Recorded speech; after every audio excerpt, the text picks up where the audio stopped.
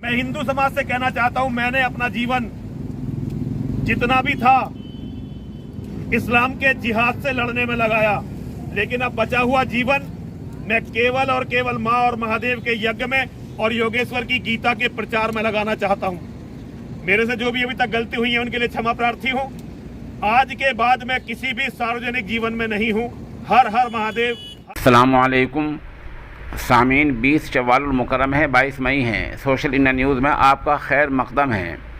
ये जो वीडियो आपने देखी अभी ये जूना अखाड़ा के महामंडलेश्वर और दासना मंदिर के पुजारी यति नरसिंहानंद गिरी की है, जो उन्होंने हरिद्वार में जारी की है।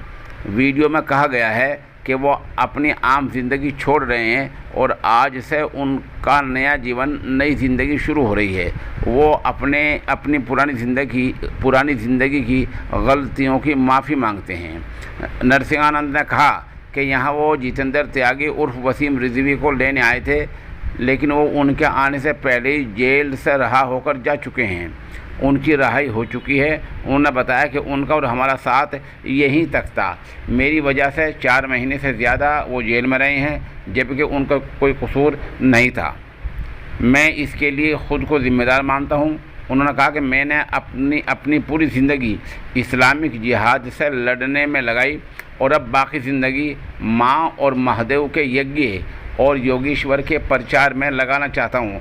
आज से मैं अपनी नई ज़िंदगी शुरू कर रहा हूँ और पुरानी ज़िंदगी से तौबा कर रहा हूँ, ऐसा उन्होंने ऐलान किया है। वीडियो आपने सुनी ली है।